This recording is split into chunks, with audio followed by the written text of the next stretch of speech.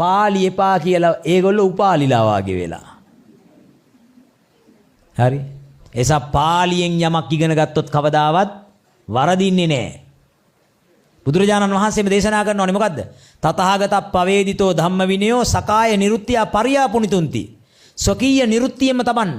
වෙනත් ක්‍රමයකට හරවන්න එපා. ස්වකීය නිරුත්තිය කියන්නේ තියෙන විදියටම තියන්න. පාලියෙන්ම තියන්න. වෙනස් කරන්න එපා. දැන් ওই පාලිය සිංහලට හරවන කට්ටිය මොකද්ද කරන්නේ? ඒගොල්ලෝ ඒ වචනේ වෙනස් කරගත්තා. මොකද්ද? ස්වකීය නිරුත්තියෙන් තියන්න ඕනේ කියන එකට හදාගත්තා. තමන්ට ඕන විදියට හරව ගන්න කියන. ඒ කියන්නේ මොකද්ද? බුදුහාමුදුරුවෝ කියේ තියෙන විදියටම තියන්න. ස්වකීය නිරුත්තියෙන් තියන්න. දැන් මේක පාලිය සිංහලට හරවන කට්ටිය මොකද කරේ?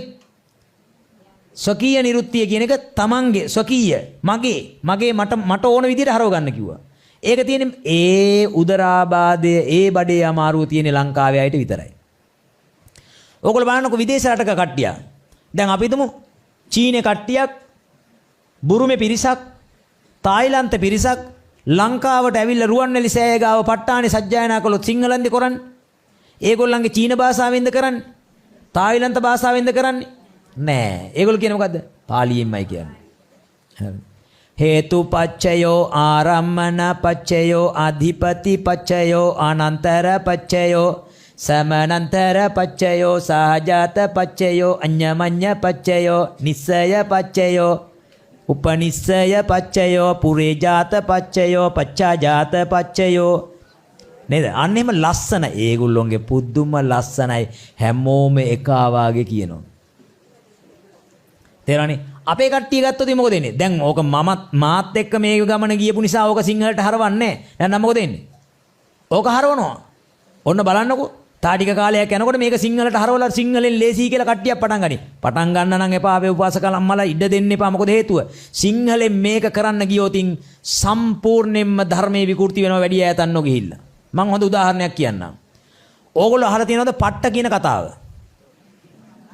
ආල් තියෙනවා. දැන් අද කාලේ තරුණයෝ පට්ට කියලා කියන්නේ මොකටද? හොඳම එකට.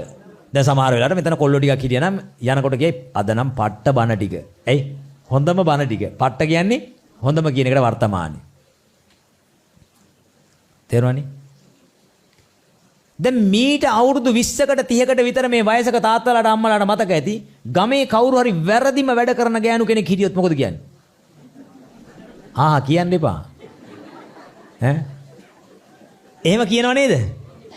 ඒ කාලේ වැරදිම කෙනා නරකම කෙනා තමයි පට්ට කියලා කිව්වේ. දැන් හොඳම කෙනා.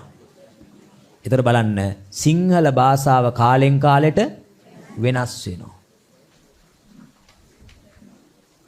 මාත් කියන බලන්න ලෝකෝත්තර කියන්නේ කාටද? ලෝකයෙන් එතර වෙච්ච බුදු පසේ බුදු මහරහත් කියන උතුමන් වහන්සේලාට. සෝවාන් සකදාගාමි අනාගාමි අරහතුන් වහන්සේලාට. දැන් අද කියනවා මේකා මහා ලෝකෝත්තරයක් කියලා. වර්ණේ පුතා කියන්නේ. හරිද? අපි නරකම වැඩ කරන කෙනෙකුට හොරකම් කරන කෙනෙකුට කියන මේකා මහා ලෝකෝත්තරය. එතකොට අද කියන්නේ නරකම කෙනාට තමයි ලෝකෝත්තර. කියන්න ඕනේ නම් හරියට කාටද?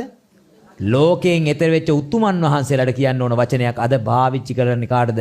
පහත් හීන වැඩ කරන මිනිසුන්ට. එහෙනම් මතක තියාගන්න ඕනේ මේ සිංහල භාෂාව කියන එක කලින් කලට පලින් පලට තැනින් තැනට ප්‍රදේශයෙන් ප්‍රදේශයට පුද්ගලයාගෙන් පුද්ගලයාට වෙනස් වෙන භාෂාවක්.